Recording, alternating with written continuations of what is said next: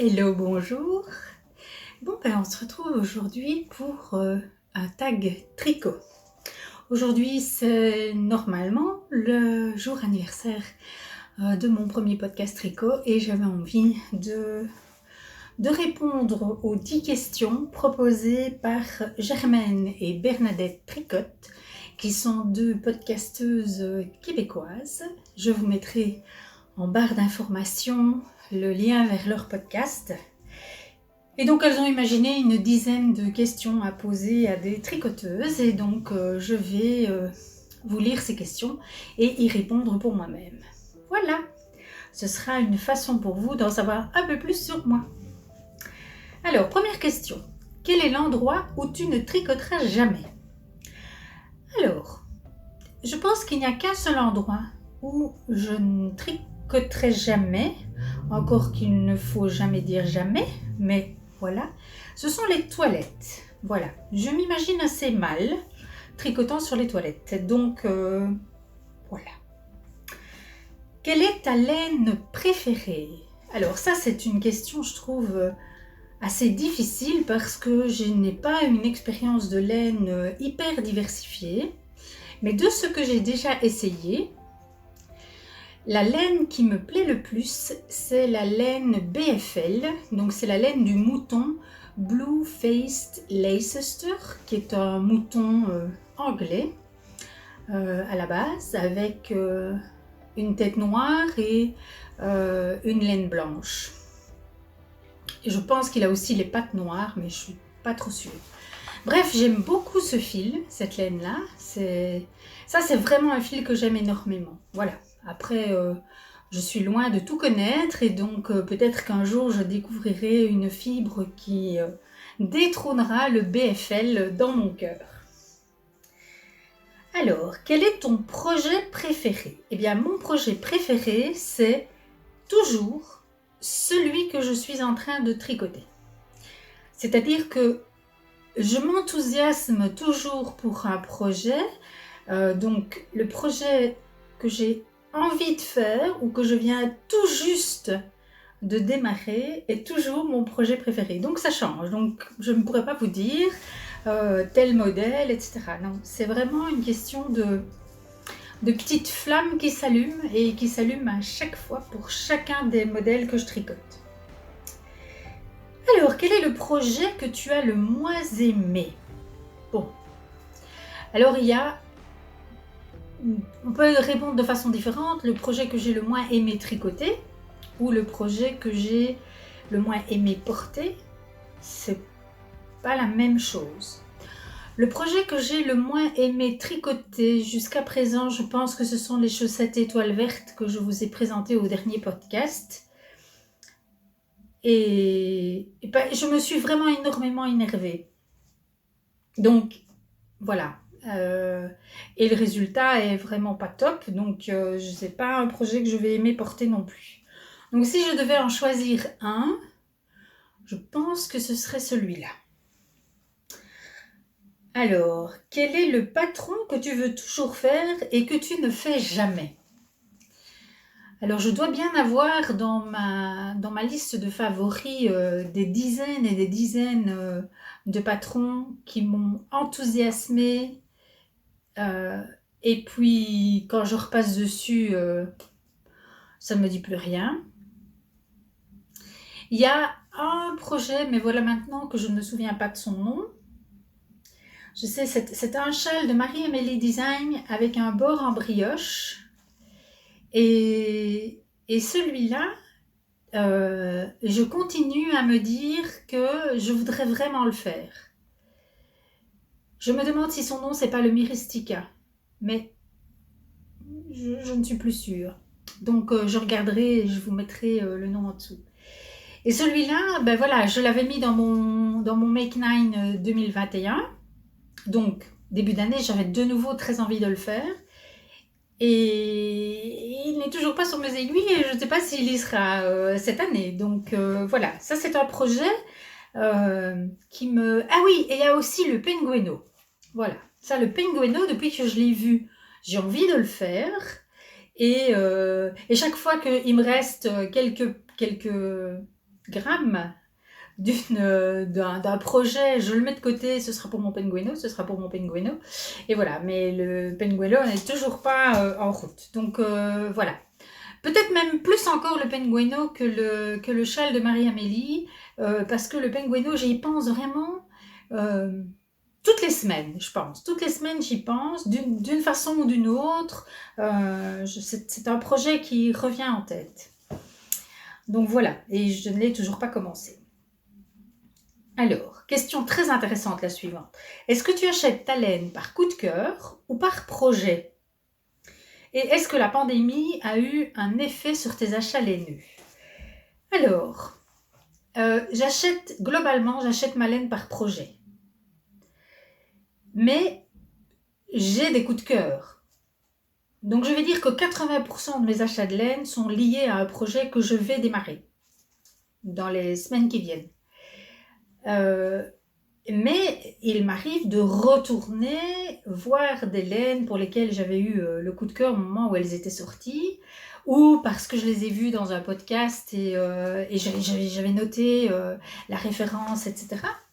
Et quand c'est possible, il m'arrive bien sûr de piocher dans ces coups de cœur pour acheter mes laines. Donc, ce sont des coups de cœur, mais je n'achète pas au moment où j'ai le coup de cœur. Je pense que l'achat se fait au moment où j'ai le projet et je sais ce que je vais, pourquoi j'achète cette laine. Oui, je crois que c'est vraiment toujours comme ça. Alors, est-ce que la pandémie a eu un effet sur mes achats laineux? Non. Non. Je ne pense pas. Non. J'achète plus de laine quand je suis en Belgique parce que mon stock de laine à teindre se trouve dans le sud-ouest de la France, dans ma maison. Et donc, quand je veux faire un nouveau projet, ici, je n'ai pas de fil. Donc, il faut que j'achète. Par contre, quand je suis en France, si j'ai envie de faire un projet, je vais dans mon stock de laine à teindre, je teins la laine pour le projet et c'est parti. Donc, voilà. Alors, pourquoi aimes-tu tricoter? J'ai envie de faire une réponse à deux voies, deux chemins différents. J'aime tricoter parce que ça me détend, ça me permet d'éliminer mon stress. D'ailleurs, j'ai considérablement augmenté mes heures de tricot depuis que j'ai arrêté de fumer. Et je pense que il y a à certains moments chez moi, c'est un véritable besoin de tricoter. Donc ça, c'est l'effet que ça me fait. C'est très relaxant, ça me vide la tête, ça me détend, ça me permet d'éliminer mon stress. Voilà. Et ça a un côté un peu méditatif aussi. D'ailleurs, je tricote beaucoup en regardant des podcasts ou en regardant des séries, etc. Mais je tricote aussi plusieurs heures tous les jours dans le silence. Et c'est aussi un besoin chez moi, de pouvoir tricoter dans le silence, d'être rien que dans mon tricot. Donc ça, c'est une partie de la réponse. L'autre partie, c'est parce que le tricot, j'aime le processus du tricot. Et pour moi, le tricot s'intègre dans un processus encore plus large, qui va du mouton au vêtement fini. Et donc, pour l'instant, j'ai un tout petit peu élargi mes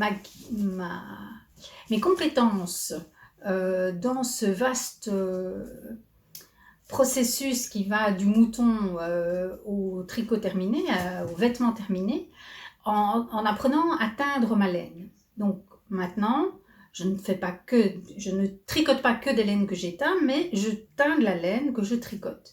Et mon objectif, un jour, est d'avoir quelques moutons, de pouvoir récupérer leur toison, de la peigner ou de la carder, puis de la filer, et puis de la teindre, et puis de la tricoter, et voilà. Parce que j'aime cette idée de processus complet. C'est vraiment quelque chose, chez moi,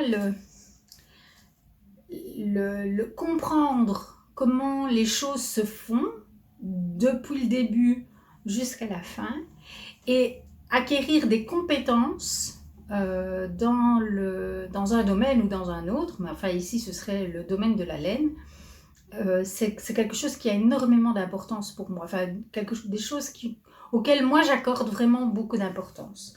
Donc voilà pourquoi j'aime tricoter, parce que c'est un processus dans lequel je sais que je vais pouvoir augmenter mes compétences et que je vais pouvoir appréhender de manière de plus en plus large.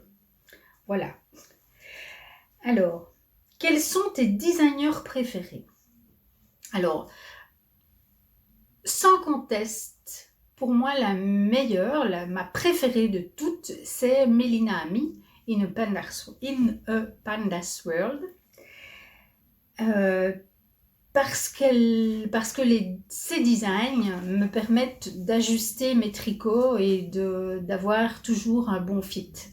Et ça, pour moi, ça n'a pas de prix, ça a vraiment une valeur énorme.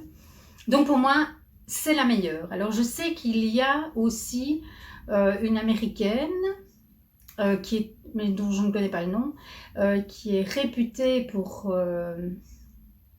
ses ajustements de patron.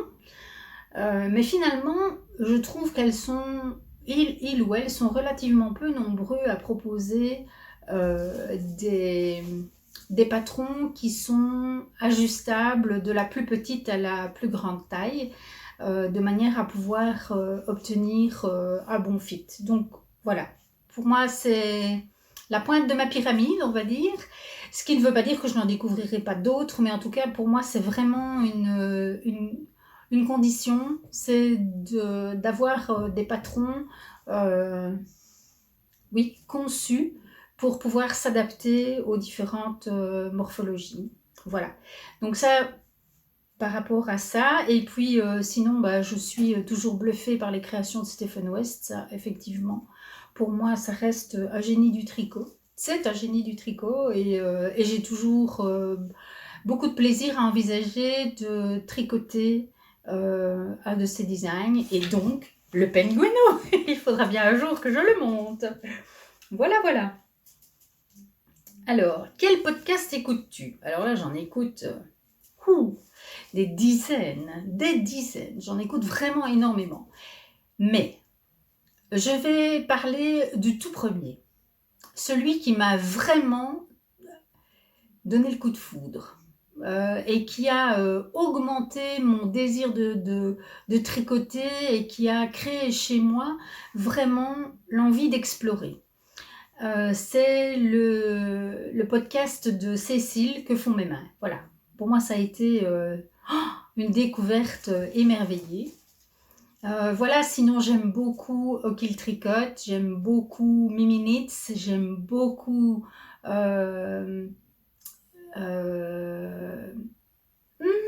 son nom m'échappe.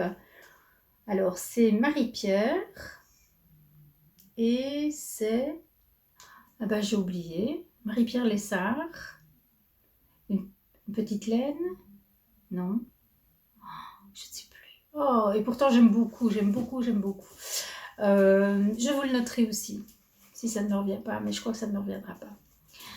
Voilà, après il y en a énormément que je regarde. Oui, j'aime aussi beaucoup le podcast de Lynn, Le Monde de Lynn, voilà, qui est une de mes compatriotes et j'aime beaucoup ça. D'ailleurs, elle a fait une petite vidéo sur comment adapter son tricot par rapport à son échantillon, et je trouvais qu'elle était vraiment bien faite.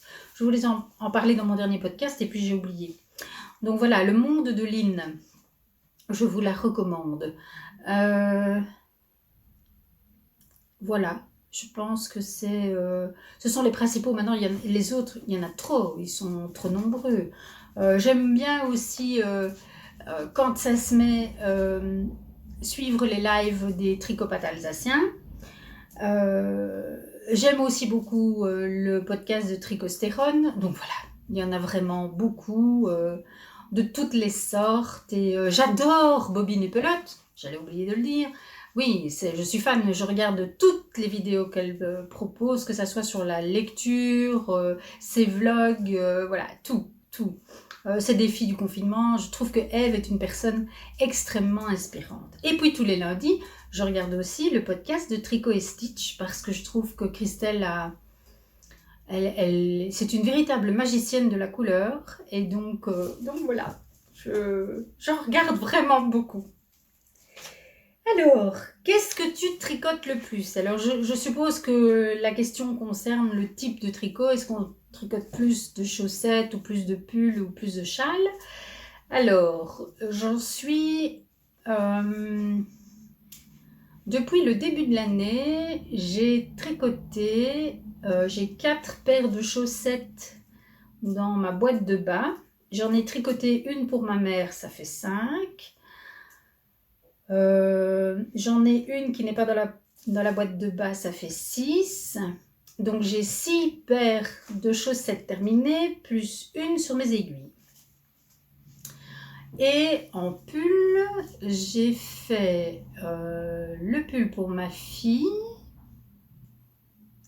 Je viens d'en finir 2, donc ça fait 3. J'ai fait le Magnolia cardigan, ça fait 4. Je pense que c'est tout. Donc j'ai fait 4 pulls. J'en ai un 5e sur mes aiguilles. Et 6 paires de chaussettes. En châle, j'ai tricoté le truc à manta, le Verticious Unites pour ma fille, ça fait 2. Et je suis toujours coincée dans mon Good Vibes, 3.